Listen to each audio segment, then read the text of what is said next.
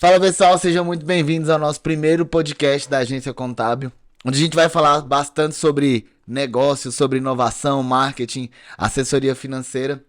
E hoje é o nosso primeiro podcast e eu queria agradecer a presença de você que está aí nos assistindo e de todo mundo que está aqui, meus irmãos, Thiago, Isabela e o nosso grande convidado de hoje, né?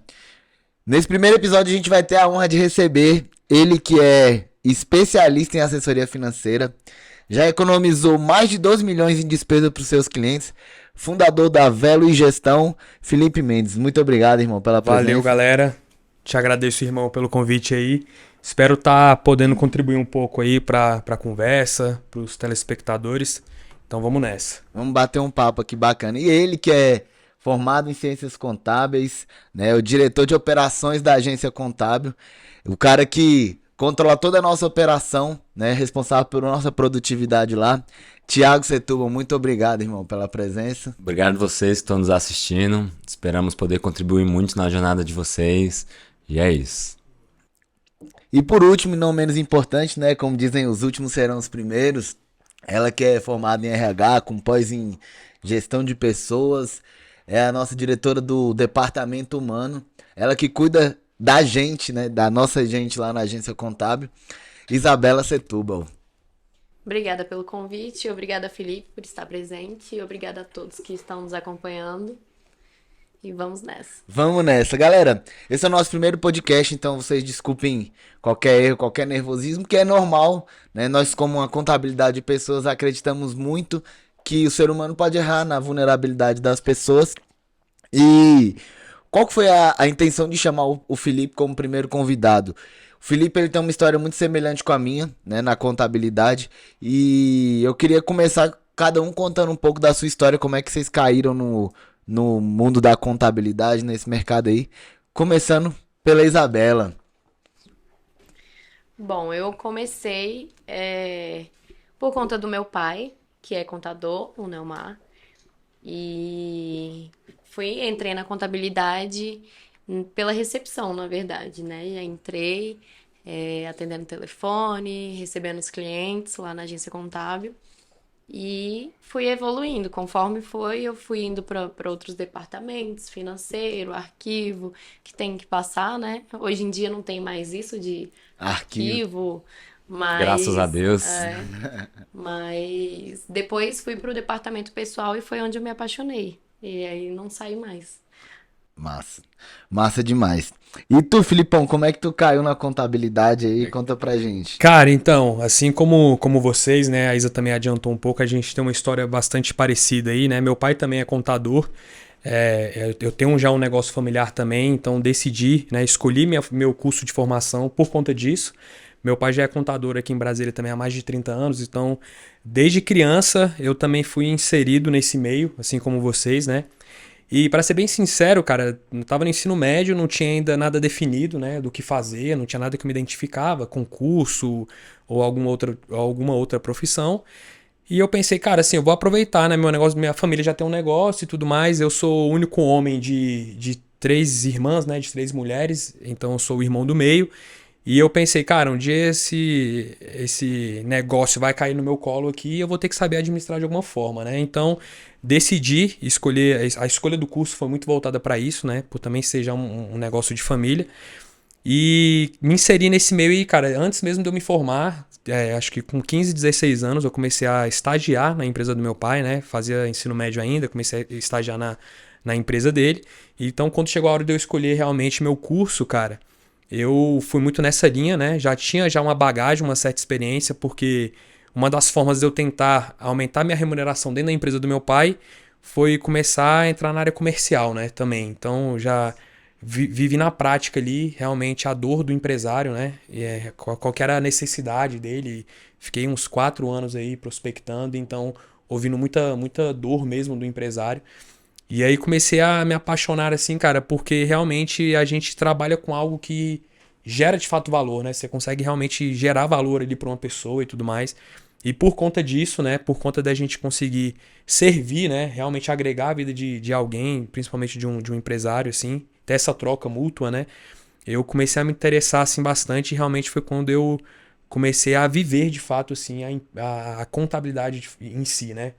Então foi mais ou menos assim, cara, de E forma a bem resumida. migração, como é que foi esse processo de migração da vertente de contabilidade para assessoria financeira? Qual foi a Excelente, irmão. virada de chave? Assim? Cara, assim, ó, primeira coisa que eu acho que a gente tem que desmistificar, assim, é a diferença, né, velho, de um serviço contábil e de um serviço financeiro.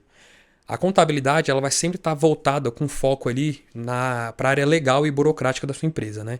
Então, a abertura de CNPJ, se seus funcionários vão estar sendo admitidos da forma correta, se você vai estar recolhendo seus impostos da forma correta, se a vigilância, por exemplo, se o alvará de funcionamento vai estar em dia, toda essa parte burocrática e legal, a contabilidade vai estar mais preocupada e mais direcionada. Agora, se você quiser alguma coisa mais voltada para a área de resultado, entender, cara, para onde está indo meu dinheiro, cara, eu faturo, eu não sei para onde é que está indo meu dinheiro, por que a minha empresa não está dando lucro no final do mês, o que fazer para dar lucro, o que fazer com o lucro que sobra, como eu devo me pagar e tudo mais, esses gargalos, é a gestão financeira, é o serviço financeiro que vai conseguir trazer essas respostas, né? Então, como houve essa migração, cara? No meu último semestre, ou no penúltimo semestre, eu peguei a matéria de controladoria. Acredito que vocês também já devem ter passado por ela aí. Foi quando eu comecei a realmente me interessar pela área, pelo assunto, que eu comecei a perceber, cara, assim, na prática, no escritório da contabilidade, que era muito difícil eu gerar valor para o meu cliente com serviço contábil apenas, né? Por quê? Porque existe um trabalho árduo que é feito, vocês sabem muito bem disso, só que é muito feito nos bastidores, cara. O nosso cliente ali, ele não vê o que de fato, né? Não enxerga o que de fato é feito. E a gente, como tem muita demanda, cara, muitas obrigações e tudo mais, pessoas para gerir, etc., dificilmente você tem aquele tempo, né, de chegar ali pro seu cliente, falar, explicar para ele, ou dar um... E realmente analisar, né? Exatamente, cara. Então, quando eu peguei essa matéria de controladoria, eu comecei a ver alguns assuntos que de fato me chamou mais atenção. Eu falei, cara, não, isso aqui eu vou conseguir gerar mais valor pro cliente, porque é uma coisa assim que ele vê a mudança ali, cara, na hora, entendeu? É o resultado, O resultado na hora, irmão. Então, eu me especializei nessa área, né? Então, hoje eu sou contador de formação e tenho uma especialização nessa parte financeira, né? Então, houve essa migração da minha parte, né? Pelo fato de eu identificar, né? Que a gestão financeira é um serviço que combina, que anda lado a lado com da contabilidade, né? Com o serviço contábil, só que são coisas automaticamente muito distintas. Total. E aí eu vim nesse trabalho de educar o cliente, de mostrar essa outra possibilidade, outra visão da contabilidade para o cliente. E aí foi onde eu comecei realmente a ver que houve mais interesse, né? E realmente as perguntas que eu via lá atrás, naquela época que eu ficava na área comercial, e às vezes eu ia vender contabilidade, nem trabalhava com gestão financeira ainda, eu ia vender contabilidade. O cliente vinha com uma demanda, procurando um contador que era totalmente voltada para a área financeira. Dificilmente assim, um contador que está imerso ali, ele conseguiria suprir essas necessidades. Eu vi como uma oportunidade de eu me especializar e realmente poder agregar mais nessa área, né? Então, por isso que houve essa migração. Massa demais. Legal. É até uma demanda que eu vejo, que eu falo muito, né, nos meus treinamentos, nas palestras, que é por que a gente precisa usar a tecnologia? Justamente para botar o robô para fazer o que ele pode ser, substituir a gente, né, o que a gente tá fazendo dentro da operação, e a gente ter mais tempo para isso. Exatamente. Pra né? gente pensar no business do cliente realmente, né, velho? Que Poder é uma- de verdade olhar, né, velho? E assim, poder gerar um valor de verdade pro cliente. Porque com a rotina da contabilidade, você foi muito assertivo nesse ponto da tecnologia. A gente ganhando produtividade, a gente ganha tempo, igual você falou. E com o tempo a gente consegue analisar os dados. Já que você Perfeito. tá com a palavra aí, já conta aí como é que você caiu na contabilidade. Conta a história real, porque a galera quer Cara, saber Cara, como é que vou você caiu na vou contabilidade. pedir até pra edição botar uma foto que eu vou mandar. O que aconteceu? Eu com 16 anos ali no meu terceiro ano, houve um incidente, né? Que foi um acidente. Peguei um carro emprestado aí, não muito emprestado No e... caso meu, E, né, sempre fui muito aventureiro, corajoso e acabei batendo esse carro, andando 100 metros, detalhe, né? E aí, assim, dei um prejuízo e meu pai falou, meu velho, como é que tu vai pagar? E eu falei, vou trabalhar com contabilidade. E aí ele, você tá achando que o meu escritório é o quê, velho? Você bate, arruma uma dívida e vai trabalhar comigo. Não, não é assim não, negão. Me deu esse primeiro susto, né? E aí, enfim, entrei como motoboy. Motoboy não, porque eu tinha Pé boy. 16 anos. E aí fazia roteiro naquela época Antes da pandemia existia muito documento físico, a documentação era enviada por meio de malotes, de envelopes, então eu ficava com esse serviço. E aí fui caminhando, fui passando por todos os departamentos, depois disso fui fazer arquivo, né? Peguei esses documentos que eu buscava, aí eu evoluí na profissão, eu buscava e guardava agora os documentos, né? E aí fui evoluindo, depois disso fui fazer a parte cadastral, abertura de empresa, alteração baixa. E aí depois disso surgiu a oportunidade de ir para um departamento contábil. Uma colaboradora pediu para sair e eu falei, pai, vou assumir essa frente aqui. Ele, não vai, eu quero você no cadastral. Eu falei, não, velho, eu quero aprender. E aí fui, passei do cadastral pro contábil, do contábil fiz o fiscal, a folha nunca fiz. E foi assim que fui caminhando por dentro da contabilidade. E aqui estamos hoje. E você, meu velho, como é que conta aí essa história na contabilidade? Então, eu com 15 anos de idade, eu fui espontaneamente forçado, né, a trabalhar no escritório.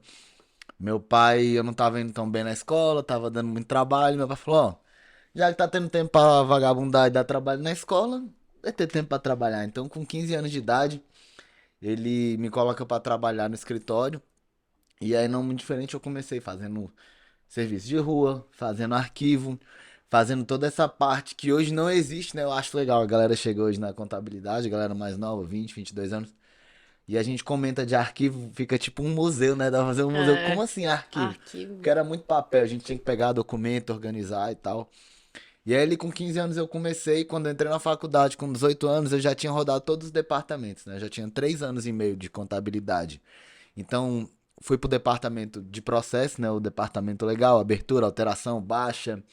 Fiz departamento fiscal, passei pela folha, é, financeiro, e o último departamento que eu aprendi foi o contábil, né? Que foi de uma maneira muito legal que eu aprendi. Eu gosto de contar essas histórias na palestra, que foi assim, meu pai demitiu um funcionário do departamento contábil. Cara, chega a me dar uma agonia de lembrar, velho. Era janeiro, e ele falou, Felipe, tu vai Ferramentas. assumir o departamento contábil. Ah, massa, quando? Mês que vem? Não, esse mês. Ontem. E tipo assim, já era de lá pro dia 5, dia 10 de janeiro, a gente tinha 20 dias pra terminar. Na época a gente tinha umas 150, 180 empresas. Terminar, fazer o encerramento de todas as empresas. E pronto, eu tinha que aprender, fazer, entregar tudinho. E aí eu fiz uma semana de curso, uma imersão, comecei a trabalhar. Ficava no escritório até 10, 11 horas da noite pra conseguir entregar aquela demanda. Então hoje eu chego pra galera e falo, meu irmão, os caras não estão dando conta, vocês estão saindo daqui que horas? Por que você não fica até 10 horas, até 11 horas? Mas eu brinco com isso, por quê? Porque foram coisas que eu precisei fazer, né? No departamento lá em 2016, se eu não me engano, no departamento fiscal, eu cheguei a dormir no escritório, velho. Porque tinha que entregar, tinha multa, cliente entregava, pô, mandava documentação atrasada. E naquela época eu não tinha que importar a nota, não tinha como, era nota manual, né, Manual. velho? Era digital, pô. 2010 isso, lembrei. E aí eu tinha que digitar a nota, velho. E aí foi quando eu comecei a me apaixonar por atalhos, que era Alt Tab, Alt F4, aprender esses atalhos pra acelerar. E aí eu comecei a metrificar, velho, nessa época, o tempo que eu demorava pra lançar uma nota. Então, por exemplo, tinha um funcionário lá, o Danilo, um abraço aí pro Danilo, se um dia ele vê isso, que ele demorava de 3 a 5 minutos, era um cara ligeiro pra lançar uma nota, né? E eu falei, velho, eu vou fazer melhor que o Danilo. Eu comecei a entrar no ajuda do sistema e ver quais os atalhos que tinham dentro do sistema. Então, você que tá vendo isso aqui, que é de contabilidade, é da área de contabilidade, tem uma aba de ajuda em todo o sistema que vão ter os atalhos lá, viu? Então, pesquisa que você consegue fazer mais em menos tempo. Então, eu entrei e vi os atalhos do sistema, era Dexon que a gente usava na época, né? Então, nem pagando jabá, que eu tô fazendo jabá. E aí eu comecei a lançar a nota e metrificar. Eu tava lançando as notas fiscais em 1 minuto e meio, ou seja, metade do tempo que ele fazia. E aí de lá pra cá eu comecei a me apaixonar por isso, por produtividade na contabilidade. Porque a entrega em si da contabilidade nunca fez muito sentido pelo fato de, tipo, todo mês é a mesma coisa. Como é que eu vou entregar algo a mais? Né? E aí foi quando eu comecei a pesquisar sobre produtividade, sobre tecnologia, sobre processos, né? Sobre mapeamento de processos. E fui estudar essas paradas aí. Até que chegou um momento que, pô, eu saí da contabilidade, voltei, voltei 2 vezes. Até que eu entendi que, cara, o grande segredo estava em entender as pessoas, né? Entender o cliente, para realmente começar a gerar valor. Aí foi quando a gente trouxe novos produtos. Hoje a gente está incrementando novos produtos, mas sempre com foco em gerar resultado pros clientes. Massa. Cara, isso aí, Filipão, que você comentou, até o Thiagão também, a gente tá falando de gerar valor pro cliente e tudo mais, e assim, irmão, você que tem um escritório ou que você é contador, quer empreender nessa área, acredito que você vai conseguir gerar valor realmente pro seu cliente tendo tempo para de fato ouvir a demanda dele, né? E para você realmente resolver uma demanda, você tem que sair um pouco dessa, né, rotina ali operacional na qual existem tecnologias, né, ferramentas hoje, principalmente hoje, né, a gente está falando isso de 10 anos atrás, assim como eu praticamente 10 anos atrás quando eu comecei, o Filipão também, o Thiagão também pegou um pouco dessa transição aí de tecnologias e automação de processos, rotinas. Então eu vejo assim, cara, se realmente você quer gerar valor para o seu cliente, você tem que procurar um jeito de automatizar, otimizar a parte processual, né? Aquela parte rotineira ali de que todo mês tem que ser feito, para você ter tempo disponível, cara, para você realmente, né, direcionar ali para resolver a dor do seu cliente, né? E realmente a gente fala muito de consultoria, né? Contador, consultor ou etc. Pô, consultoria, cara, você tá trocando o seu tempo por dinheiro, né? Então assim, se realmente você tiver com tempo limitado dentro da sua operação, pô, dificilmente você vai ter tempo para realmente gerar valor para o teu cliente, né? E poder realmente trazer a fatia do bolo maior para dentro da sua empresa, né? Que realmente o que é rotina, cara, o que é processo, você automatiza ali, entendeu? Roda para você ter mais tempo disponível mesmo para você estar ali dando suporte. E, enfim, que você vai conseguir gerar mais valor, né? Eu concordo plenamente contigo, Filipão. E assim, algo que até meu pai sempre trouxe muito, que é a questão do relacionamento, assim. Acredito que seja um grande fator do nosso sucesso foi o relacionamento que meu pai construiu com o início da nossa carteira. E assim, algo que a gente preza muito hoje. Quando o cliente manda uma mensagem, eu falo pra galera lá, velho, liga, velho. Liga, porque pra gente que é da área faz tudo muito sentido. Mas liga pro certeza, cliente, explica, humaniza. Com Essa é uma das certeza. coisas que eu mais falo, humaniza. Porque assim, o cliente quer ser ouvido, velho. E assim, ele não quer saber o que é uma alíquota, ele quer entender do jeito dele. E você tem que ir pro mundo do cliente. Porque no nosso mundo contábil, uma alíquota faz muito sentido. Mas você chegar pro seu cliente e falar, velho, a sua alíquota, ele fala, quê? O que você tá Alíquota. Às falando? vezes não que- sabe nem o que é isso, né? É, não sabe nem o que é a licota. A gente às vezes quer muito técnico, quer explicar um assunto técnico de forma técnica, cara, para um cara que não tem, né, noção, ele quer, pô, o que eu preciso saber, velho? Ele quer Me cuidar da área direciona. dele, né? Por exemplo, se Exatamente, ele é um cara. médico, ele quer estudar as coisas relacionadas a Exatamente. isso. E não saber Exato, sobre velho. contabilidade, né? Exatamente, cara. Trazendo um pouco aqui para uma jornada de vida, né, do cliente, eu queria saber de vocês, cada um dentro do seu departamento, mas começando pelo Filipão. Qual a importância hoje que você vê na assessoria financeira no momento de concepção ali da empresa? O cara vai abrir uma empresa. Eu tô começando um negócio e tal, comecei ali um MEI, ou nem um MEI eu não tenho nem regularizado meu negócio, mas onde é que a assessoria financeira entra? Desde na concepção ali do. Perfeito, cara. Sim, isso é uma excelente pergunta. Eu recebo muito essa pergunta no momento que eu estou vendendo o meu serviço para um cliente, né? Seja esse cliente um cliente que já tá mais, que é o que é mais comum de acontecer, né?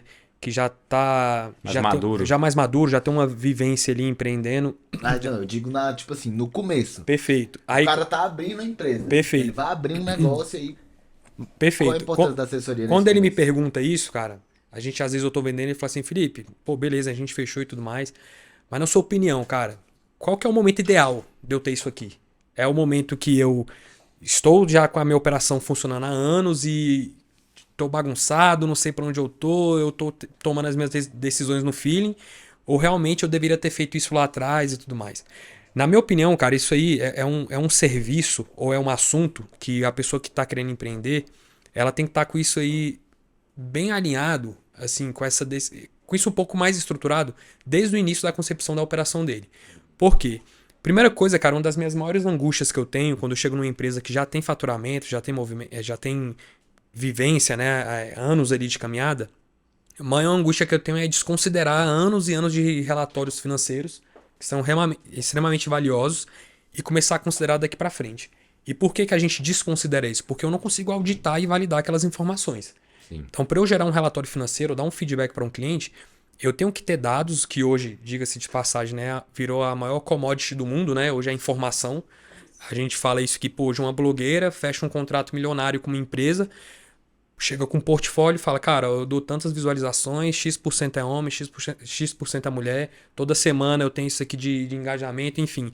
Então hoje a informação virou a maior commodity do mundo, né? Então, priorizando, né, respondendo a sua pergunta de forma objetiva, cara, na minha opinião, desde o início mesmo, você coloca isso num orçamento do seu investimento inicial para alugar um espaço, o que você vai gastar com a reforma. Eu acho que você tem que ter um valor separado, nem que seja para uma mentoria, nem que seja para um treinamento ali específico, para você ter uma noção inicial de como começar certo. Então a assessoria no início, ela vai servir mais pro cara fazer um projeto orçamentário ali. Exatamente, cara. Orçamentário. Até porque, cara, já para ele já ter uma cultura de organização dentro da empresa dele. Porque se você chega hoje numa empresa, cara, que ela já tá consolidada ali, ela já tem uma cultura, às vezes, de ser organizada ou não. Então, por exemplo, você pega uma empresa, cara, que já tem um setor financeiro há 5 anos, a mesma galera fazendo as mesmas rotinas. Irmão, se esse cara não tiver uma cultura organizacional, que seja mínima possível, e for ter futuramente um serviço desse, você se gasta muito tempo ensinando o básico, que é uma organização mínima que tem que ter, em vez de focar na parte que a gente mais gosta, que é desenvolver o negócio, né? Então você se gasta muito tempo falando assim, irmão, abre uma conta bancária, para de misturar pessoa física com jurídica, porque isso é o básico, cara. Eu tô falando de coisas básicas, né?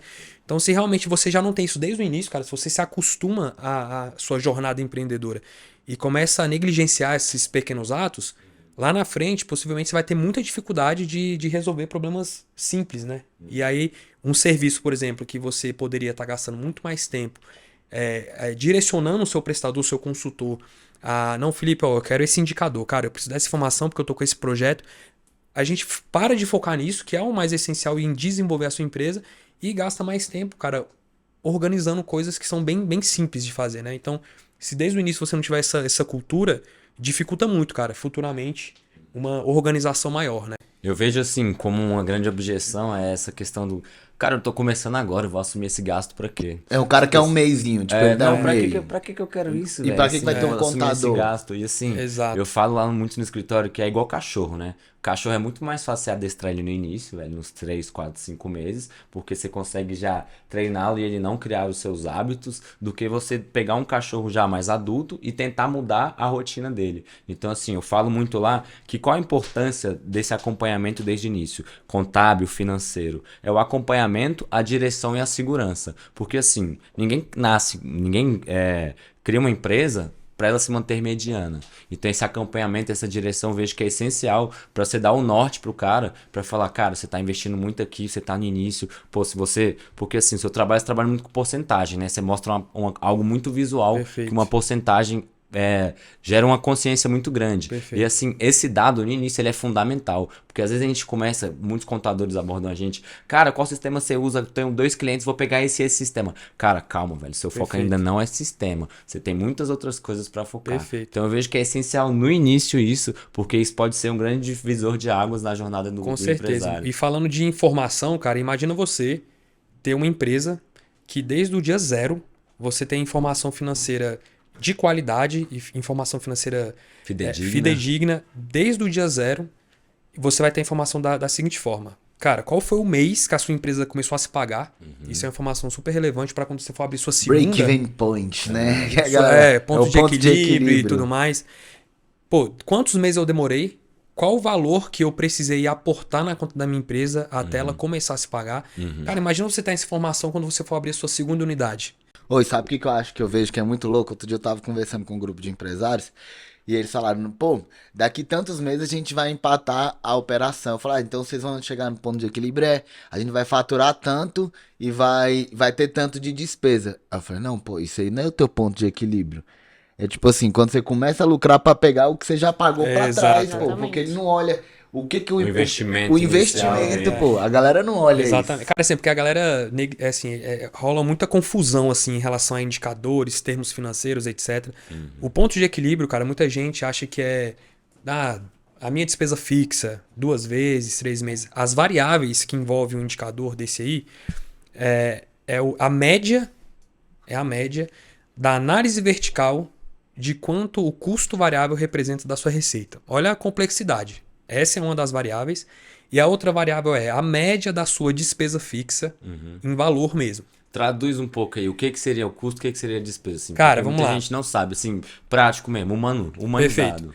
Tudo que sai da conta da empresa é gasto, tá? Gerencialmente falando, para ficar assim, para o empresário ter uma visão gerencial do negócio dele, eu pego todos esses gastos que a empresa tem, todos os valores negativos ali que aparecem no seu extrato bancário, e eu categorizo ele em categorias gerenciais. E essas categorias elas se dividem em custo variável, que é o gasto ligado à sua produção, e variável porque ele tem que variar conforme o seu faturamento, tá?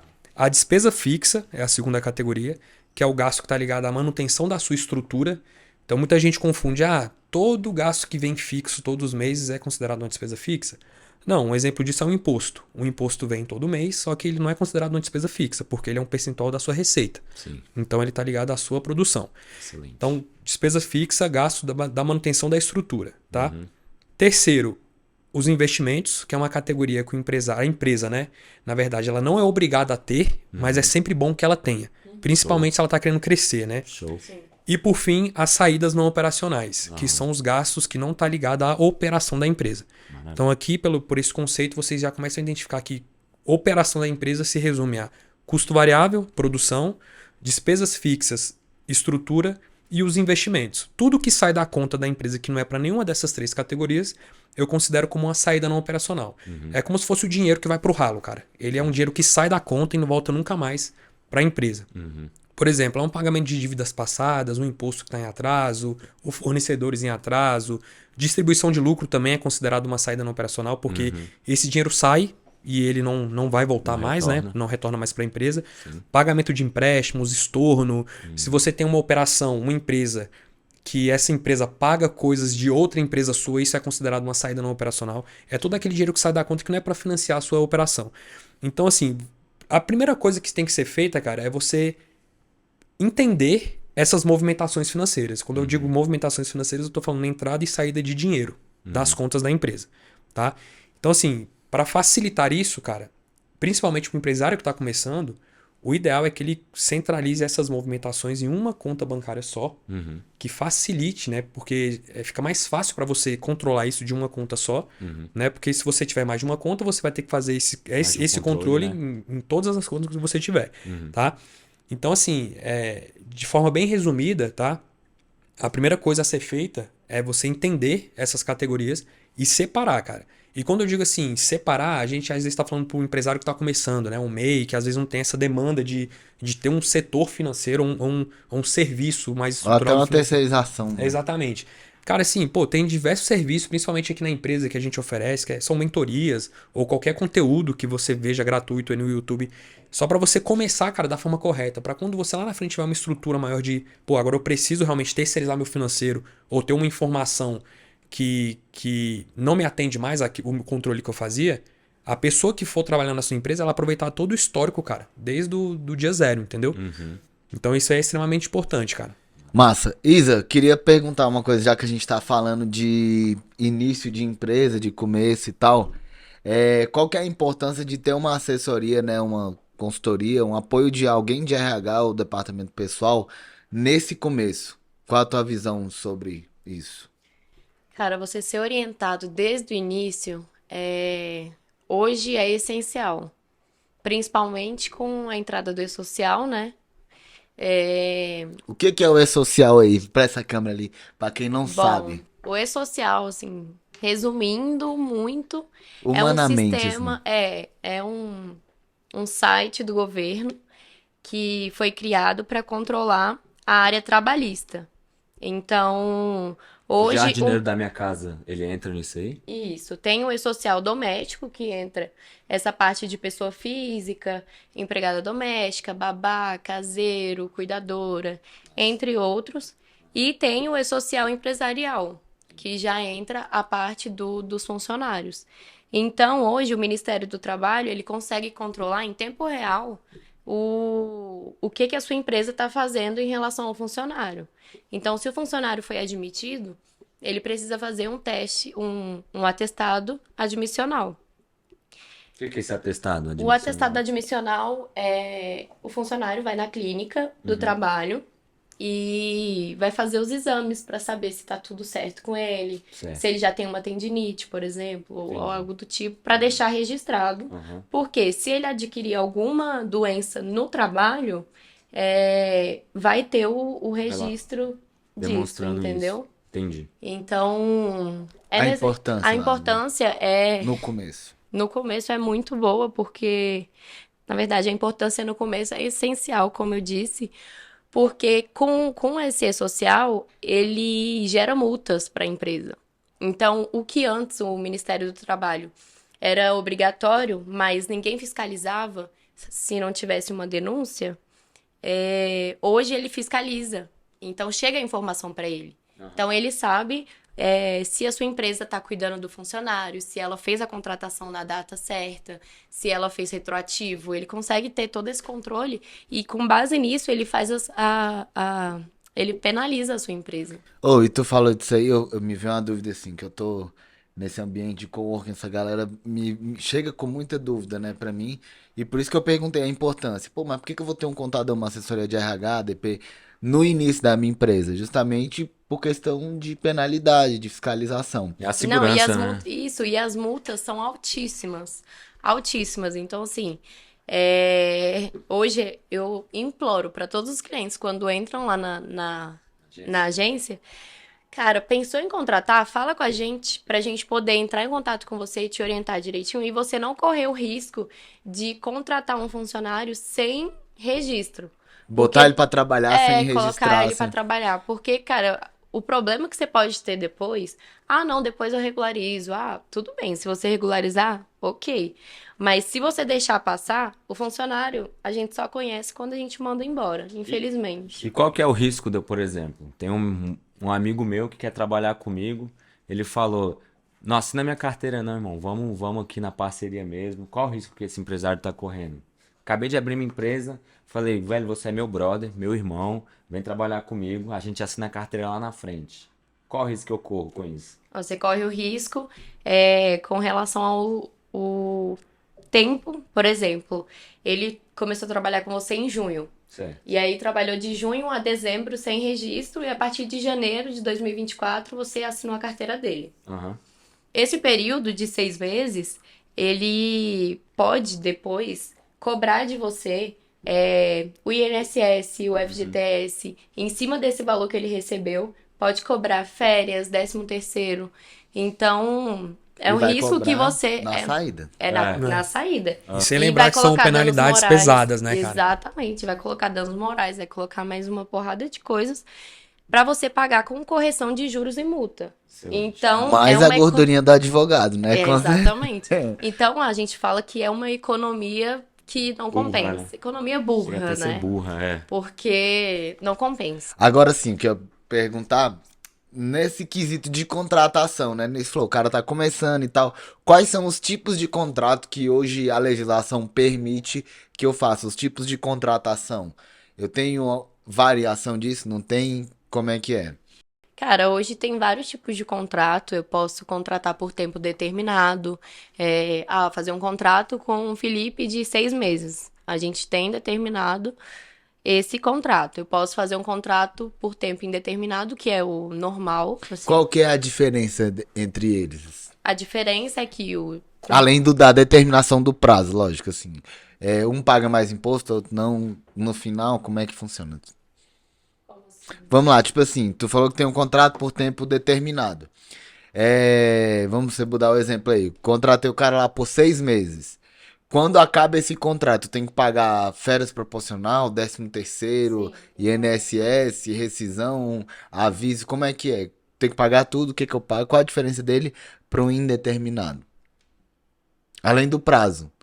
sim, você vai pagar tudo. Vai pagar FGTS, vai pagar 13º, férias. E no caso de uma rescisão, então eu não pago. Eu não tenho rescisão a pagar, então. Na verdade, assim, a diferença maior, assim, é em relação à multa, né? A multa e... Multa rescisória? Isso, a multa De rescisória FGTS. de FGTS e ao aviso indenizado. Porque quando você tem um contrato de prazo indeterminado e você quer desligar o funcionário hoje, você tem que indenizar ele com férias, 13º e o aviso de 30 dias, né? No mínimo aí,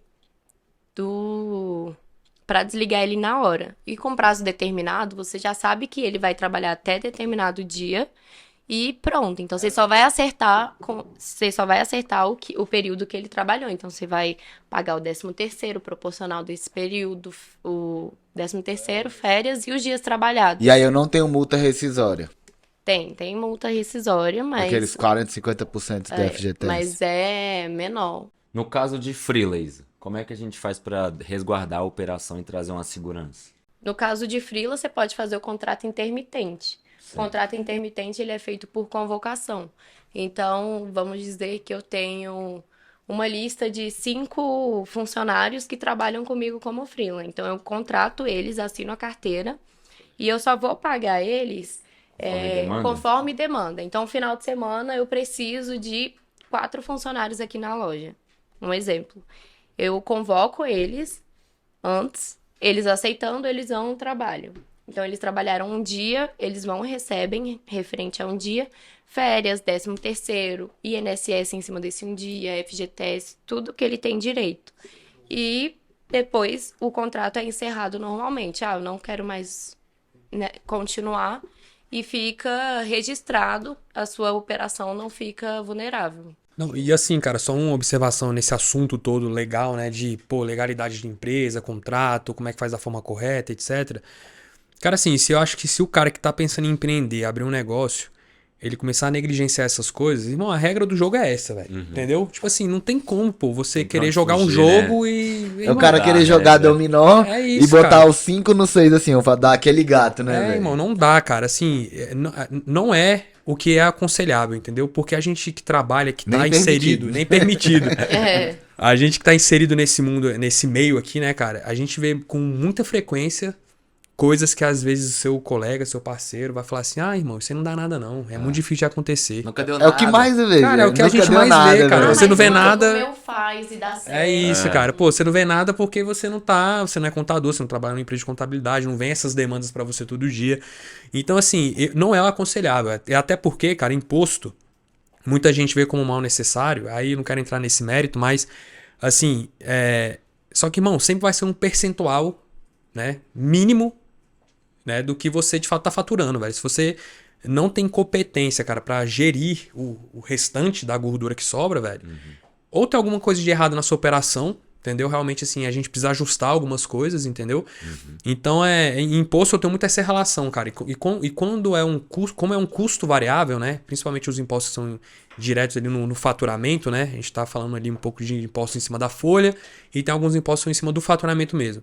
Irmão, é um tipo de gasto que, assim, quanto mais você ter, melhor, porque a sua empresa tá crescendo, cara. Você tá aumentando o seu faturamento. Então, assim, eu fico até feliz de quanto mais imposto eu pago, porque significa que a minha empresa tá crescendo, cara. Entendeu? Essa é a mentalidade. Essa é a mentalidade, a gente tem irmão. uma cliente que ela fala isso. Ela, ai, que delícia, imposto, deixa eu pagar. É isso, cara. Porque ela fala, é sinal de que eu tô recebendo. Então, isso, se eu tô velho. pagando imposto, é sinal de que eu tô ganhando bem. Se é muito imposto, é sinal que eu tô ganhando Irmão, muito faz bem. o seu, sacou? Fica focado em fazer a tua empresa crescer, estruturar, fica preocupado com que, pra onde é que tá esse dinheiro do meu imposto, irmão? Você tá pagando imposto, tá entrando velho, dinheiro. Né? Tem essa cliente, ela pagou um DAF de 1 milhão. Ela falou, eu adoro, queria pagar de 2.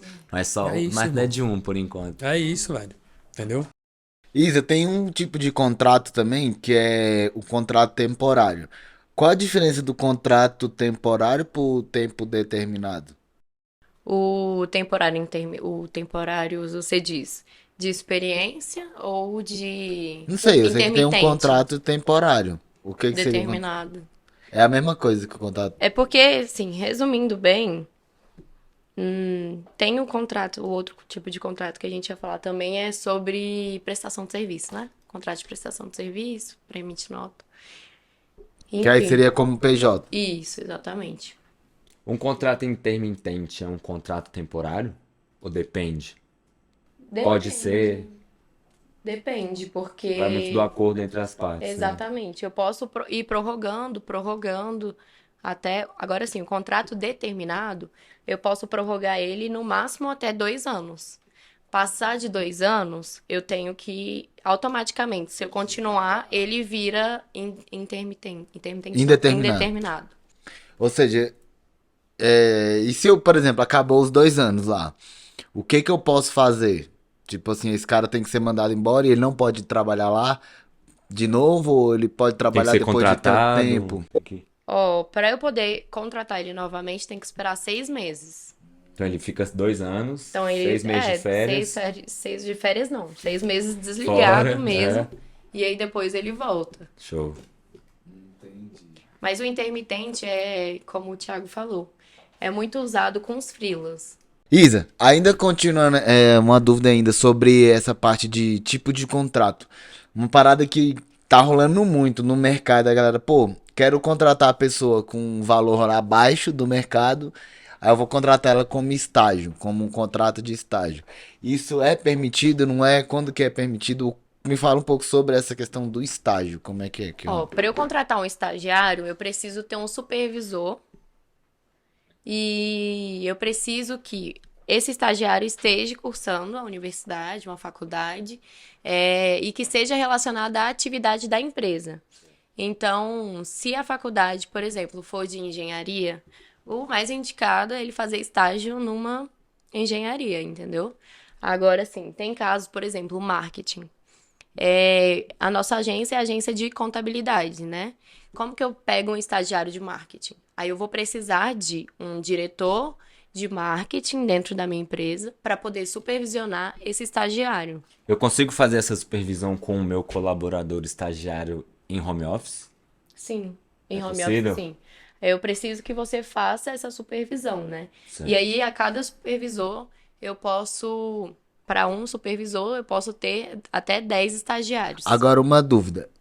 Eu tenho que ter um KNAI disso dentro do meu CNPJ de marketing ou não? Porque tem que estar ligado à atividade da empresa. Isso, então, vai depender de faculdade para faculdade. Tem faculdade que, se eu colocar um estagiário de marketing dentro da minha empresa de contabilidade, eles não aceitam. Assim como se eu fizer, mas Mas quem não aceitar a faculdade, que não a aceita, faculdade, mas por eu quê? sou impedido de trabalhar em outra área ou não? Só não conta como horas de estágio pro curso dele, é isso? Não, eu não posso fazer o estágio, o tipo de Entendi. O contrato de de estágio, estágio. que é o Entendi, TCE, entendi. termo de compromisso de estágio. Entendi. Que você recebe só a bolsa, sem imposto, entendeu? E no caso de contratar, por exemplo, a galera que ainda tá estudando, tá na escola lá no ensino médio, seria contrato de estágio ou seria um outro? Aí é o contrato de jovem aprendiz, né? Aí eu preciso da autorização dos pais para fazer esse tipo de contrato. E aí é um trabalho que é um tipo de contrato que tem imposto em cima, mas ele é menor.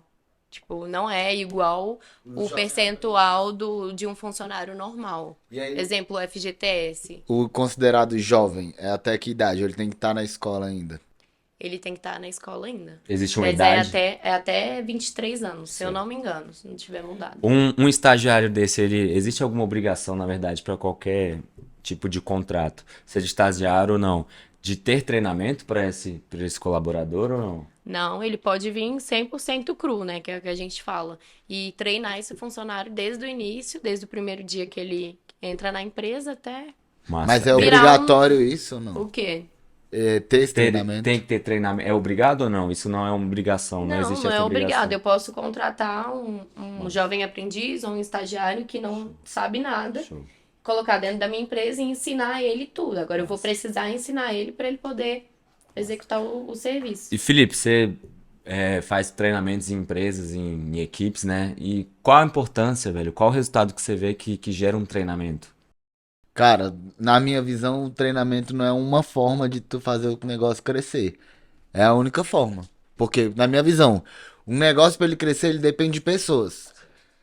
As pessoas só vão gerar resultado se elas tiverem capacidade para tal, para gerar mais resultado. E como você vai fazer a pessoa gerar mais resultado? Não é colocando pressão nessa pessoa por pressão. É você ensinando ela o caminho, trabalhando a expectativa que você tem, a expectativa de resultado que você quer que ela gere.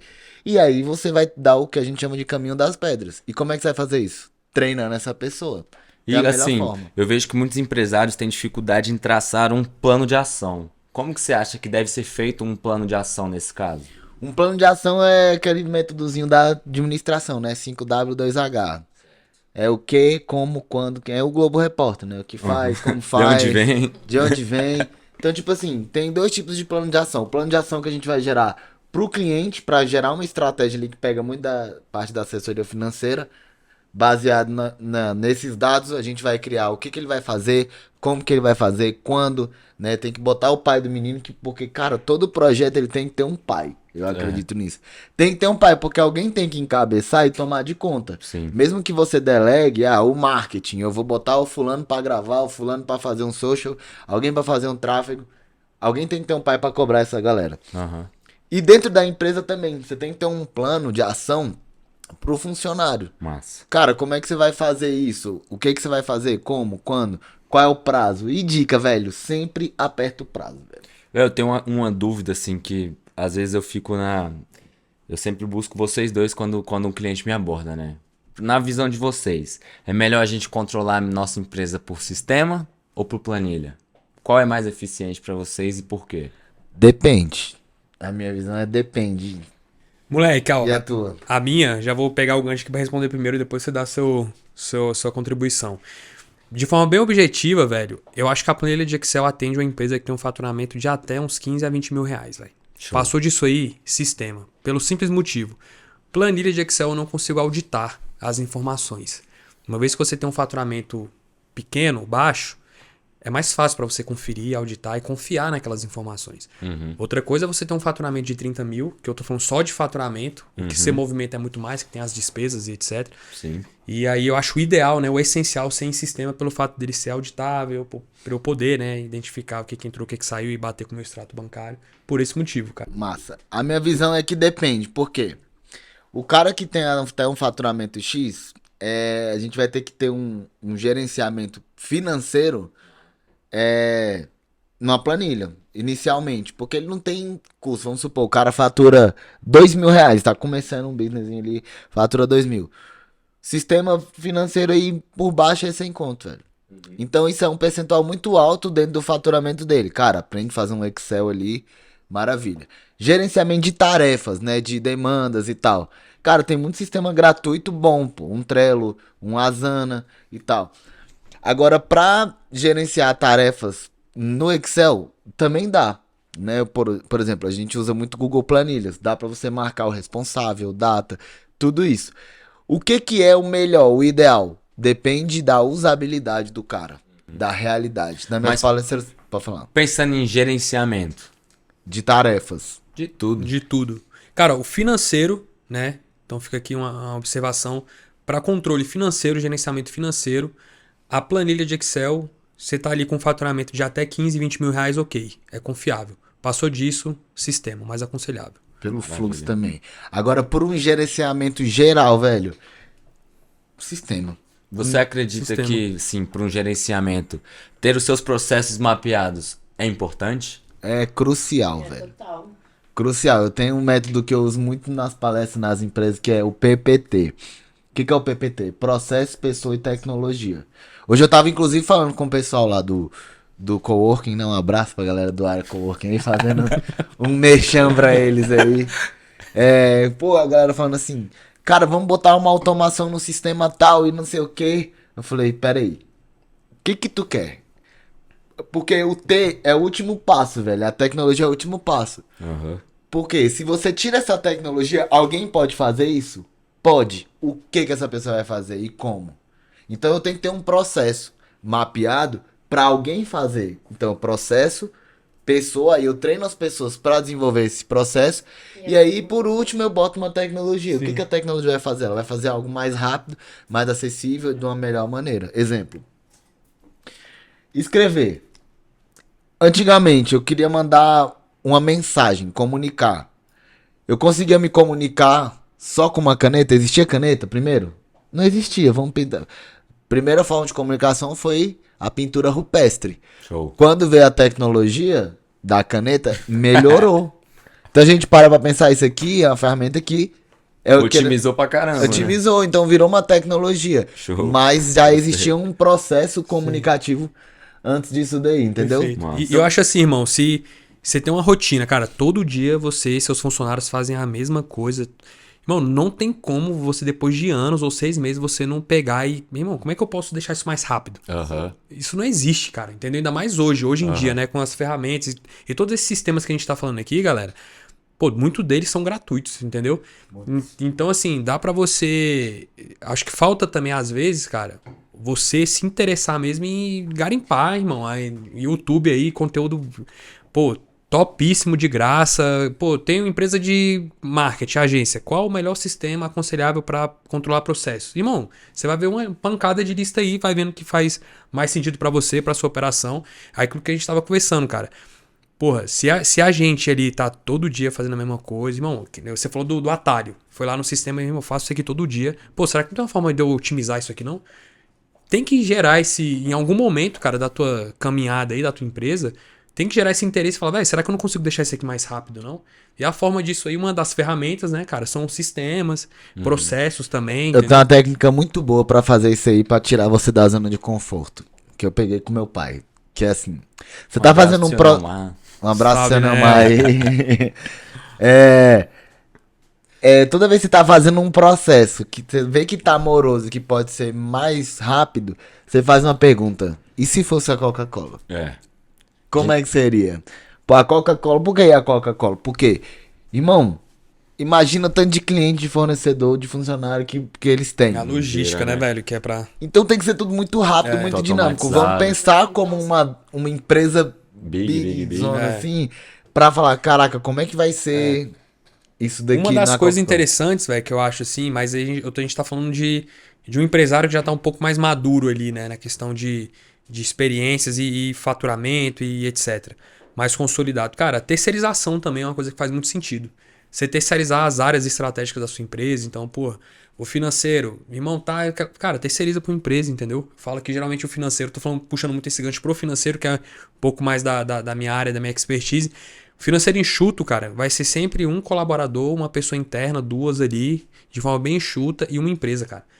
Não faz sentido, a depender do seu negócio, né? Se for um pequeno e médio empresário ali, pô, você tem um financeiro com 16 pessoas, cara, 20 pessoas, entendeu? É muito mais eficiente, mais barato você ter uma empresa que, né, que ela não vai ter os encargos trabalhistas, e né? é especialista nisso, né? Espera-se, né, cara, que o conhecimento, que a expertise daquela empresa seja muito maior do que um recém-formado em administração, né? Então, faz muito sentido também. Você ganha muito, muito tempo. É uma das ferramentas que você tem de otimizar também. E eu trago isso pro marketing, né? Melhor do que igual você falou do recém-formado em administração, eu chamo de primo designer. Todo mundo tem um primo ou um sobrinho. Não, quem que faz o marketing da tua empresa? Não, tem meu menino lá. Acabou de fazer um curso de Photoshop. De Canva. De Canva. Ei, Gu, ele aprendeu a fazer uns vídeos legais do CapCut. Pô, menina, nada contra o CapCut. CapCut salva vidas, né, velho? Pra quem sabe. Mas, porra, tem um primo designer, velho. Eu sou muito contra o primo designer. Desculpa a todo mundo, amo vocês. Mas, velho, terceiriza pra uma empresa, velho. É o que eu trago muitos meninos. Eu sou responsável pelo marketing, né? Eu, Thiago Isabel Cobra. Ah, pô, mas por que tem que terceirizar captação? Por que tem que terceirizar o design? Tu sabe fazer essas paradas? Sei, velho. Mas não é o meu business core, velho. Meu business core é pensar estrategicamente na agência, velho. Como é que a gente vai alavancar o nosso business? Isso. Então, pô, eu penso e falo, cara, Gu, a ideia é essa que a gente quer gravar. Luan, a ideia é essa que a gente quer fazer no marketing, a gente quer fazer isso aqui de anúncio. Mano, terceiriza, velho. Isso. Cara, eu vou muito em algumas reuniões com alguns clientes para definição de empresas de marketing, né?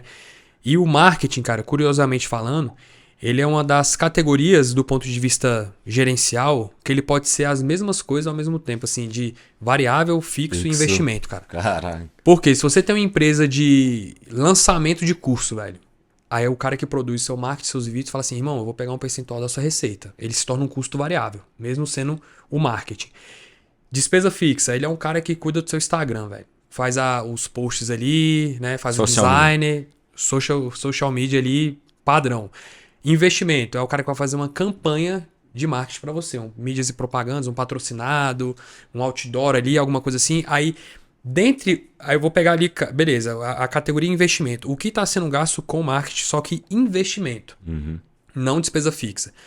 Eu analiso ali seu fluxo de caixa e no primeiro momento, cara, para o pequeno e médio empresário, o que você precisa se preocupar é caixa, cara. Esquece visão de competência nesse primeiro momento, que para você não é tão relevante assim, tá? Para o pequeno e médio empresário, você precisa estar preocupado com o seu caixa, cara. Então, assim, num relatório básico financeiro, a gente consegue ver o retorno de um investimento, principalmente do marketing, que é o mais fácil, cara. E o marketing, as mídias e propagandas, o retorno que você tem que ter, financeiramente falando, é diretamente na sua receita, cara. Porque ele te promete mais visibilidade, né? Você vai ter um alcance maior, vai ter gente mais conhecendo a sua marca, etc. Então, o retorno que você tem que ver é nas suas vendas, na sua receita, né? Então, qual a análise que a gente faz? A gente pegaria o histórico de média de faturamento antes da contratação, antes dessa campanha que você fez em marketing, né?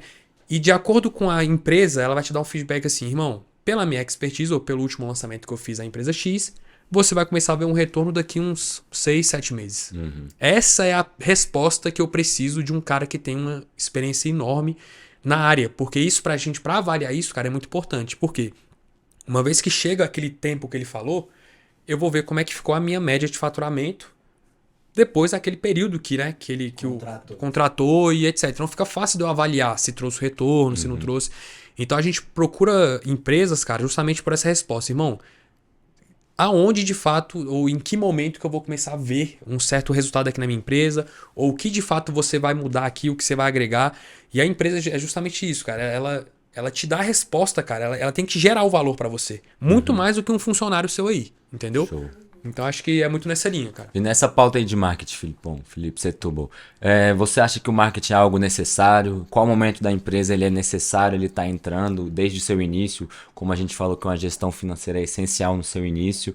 O marketing também você acredita que é importante nesse início? Essencial também, velho. Porque é igual aquele meme, né? O meu marketing, né? O meu marketing, velho.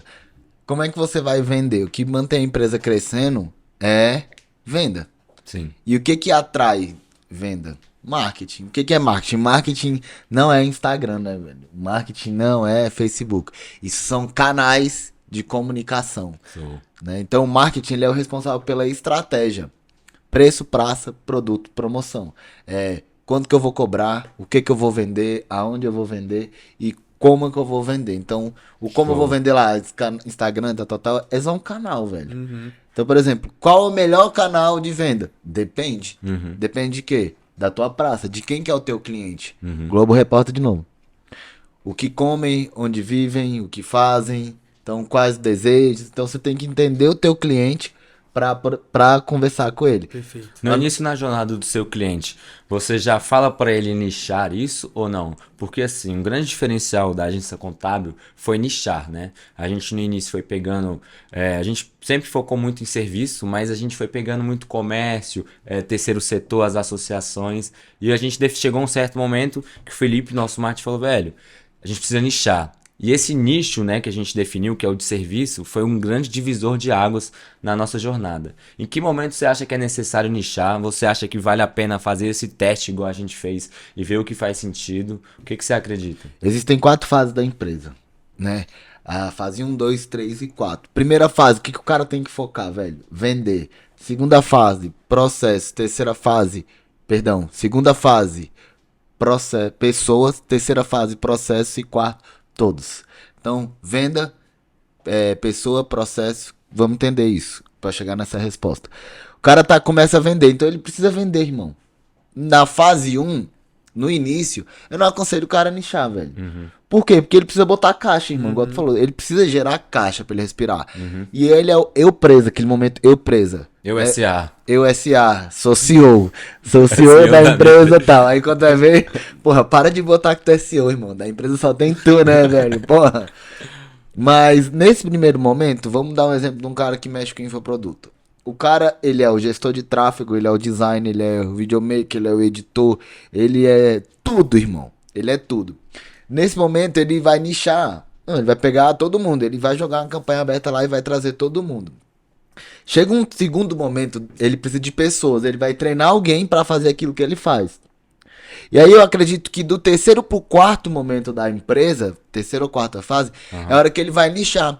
Porque ele já tem alguém que ele tá terceirizando algumas atribuições, e aí ele vai nichar, ou micro nichar e segmentar essa operação dele. Então no início é bom começar nichado? Não, velho, porque o cara precisa botar a caixa pra empresa. Ele precisa vender, até mesmo pra ele, dentro dessa rede que ele trouxe, ele olhar e falar, cara, isso aqui é bom, isso aqui não é. Igual a gente fez na agência contábil. Chegou um momento que a gente viu que não era interessante pegar, por exemplo, comércio pro nosso modelo de negócio. E aí foi quando a gente nichou. Cara, achei muito interessante essa sua fala sobre o marketing, achei muito interessante a fala do Felipe também sobre o resultado, né, que se o marketing realmente vem dar um resultado, se ele vai te dar um prazo daqui 7 meses. E Filipão, eu queria saber qual relatório é essencial pra gente poder fazer essa análise, se realmente tá tendo resultado um marketing ou não. Perfeito, irmão. Cara, pegando um gancho aqui rapidinho do que o Filipão falou também, e depois entrar na sua pergunta, eu acho que inicialmente, cara, principalmente aqui pro pequeno e médio empresário, a preocupação dele deve ser vender e entregar o que vendeu, velho. É isso. Depois você vai ver cultura, processo, irmão. A prioridade né? é essa, Vender. velho. É essa, é grana pra dentro. Skin the game, né, Exatamente, velho. E aí, assim, já respondendo a pergunta do Thiagão, cara, e qual relatório que eu vou metrificar e controlar essas vendas e tudo mais? Basicamente, cara, 2 principais relatórios aqui, gerenciais, a gente tem a DRE e o fluxo de caixa, tá? De forma bem resumida, cara, e bem didática, o fluxo de caixa ele vai mostrar todo aquele dinheiro que entrou e saiu da sua conta bancária naquele período, naquele mês. E a DRE ela vai te mostrar o quanto você vendeu, né? Ou é mais uma visão de competência, né? Ou quando que eu assumi aquele compromisso de pagar determinada despesa. Né? Então, por exemplo, desses 2 relatórios, cara, o principal relatório que, na minha opinião, tá? Principalmente para quem tá começando e pro pequeno e médio empresário, é o fluxo de caixa, tá? Porque a DRE ela vai te dar mais uma visão econômica do seu negócio. É importante você ter essa informação, mas é um relatório que geralmente, cara, a gente analisa ele ou anualmente, ou de 6 em 6 meses, ou de 3 em 3 meses, tá? Mas o fluxo de caixa, cara, é extremamente importante, porque nunca aquele valor que você vendeu foi aquele valor que caiu na sua conta. Tá? Você pode fazer uma venda aqui de 10 mil reais em janeiro, só que você dividiu em 10 parcelas de R$ 1.000. Fora a taxinha da plataforma. E da antecipação também, cara. Que às vezes rola também, entendeu? Fazer antecipação e tudo mais. Então é basicamente isso, cara. De forma objetiva, fluxo de caixa 100%, cara. Mais importante. Entrando no nicho aqui de pessoas, né? Como você acredita ser a melhor forma, velho, de gerenciar os seus colaboradores? Assim, no cenário da pandemia, a gente teve muito home office. Como você acredita que é importante você manter esse contato com o seu colaborador? Se existe uma frequência indicada ou não? Qual é a sua visão sobre isso? Cara, o que a gente pega de experiência lá da agência é que a gente tem que estar sempre perto do nosso colaborador, sempre em contato, entendendo o que ele está passando, porque muda, é conforme vai dançando e a gente vai indo. Porque hoje o funcionário ele precisa, vamos dizer, ser valorizado. Ele precisa ser bem remunerado. Então, se você vai, investe nele com grana, ele tá motivado, ele trabalha. Amanhã não faz diferença para ele. Então, para ele precisa trabalhar um dia de home office. Então, eu preciso liberar ele, que é o que vai dar um gás para ele. No outro dia, ele precisa de um benefício. Paga um plus, um plano de saúde, alguma coisa assim, um dia em pés da vida. E ele vai estar motivado. E pode ser que no outro dia, ele não vai estar nem aí para tudo isso que ele está recebendo e tá desmotivado. Então, você tem que estar sempre ali acompanhando o dia a dia, saber como que ele tá, o que ele tá precisando. Ele tá precisando viajar com a família, ele tá precisando sair mais cedo, ir para uma apresentação do filho na escola. Tem coisas assim que não adianta, que não é dinheiro, né? Então, exatamente. Então, não, você concordo, tem que cara, 100% com você, e eu acho assim que muita gente negligencia isso aí também, acha que funcionário mesmo é só produzir com o menor custo possível e tem que entregar. E não tem a preocupação de, tipo assim, irmão, você tá num ambiente agradável e confortável, até para você poder extrair, cara, o melhor do que esse colaborador pode te passar. Então, assim, acho que aí, como na minha opinião você faz isso, né? Você, cara, se preocupar também não só com as atribuições profissionais dele, né, cara? Se realmente ele tá ali bem num ambiente bastante confortável e bastante adequado para isso. Falando, eu consigo concluir que é adaptabilidade e flexibilidade, né? Assim, não existe uma receita de bolo para você cuidar de pessoas que são tão diferentes, né? Então, assim, eu vejo que é se adaptar a cada situação. Hoje você tá bem, amanhã você tá mal. Tô indo pro trabalho felizão, bati o carro, muda totalmente meu cenário. Então, acredito que a forma mais correta de você gerenciar as pessoas é sendo flexível, porque cada cada um tem um mundo, né? E sendo adaptável a cada tipo de pessoa. Perfeito, irmão. Show de bola, galera. Estamos chegando aqui ao final do nosso primeiro podcast. Ai, que fofo. Agora que a galera entrou no flow, né? Que, porra, que massa, mas... queria agradecer todo mundo que assistiu, ficou até aqui, né? Já deixa aqui nos comentários a sugestão de temas. A gente vai abrir uma caixinha de pergunta lá no Instagram da agência, no da Velo e também. Pode seguir a agência Contábil e a Velo. @ agência Contábil DF e... @ Velo e Gestão. E queria agradecer a vocês, Filipão, obrigado. Obrigado, irmão. Eu que Abrir agradeço sua aí, casa cara, pra pela nós. companhia aí, pela oportunidade. Espero poder ter contribuído aí um pouco com a conversa. Obrigadão aí, Thiagão, Isa, Filipão. Tamo junto. Tamo junto. Obrigado, Felipe. Obrigado, Thiago. Obrigado, Isabela, por trazerem aí um pouco da história, do conhecimento de vocês. E obrigado por nos acompanharem nesse primeiro podcast da Agência Contábil. A gente se vê no próximo vídeo. Um grande abraço e até mais. Valeu!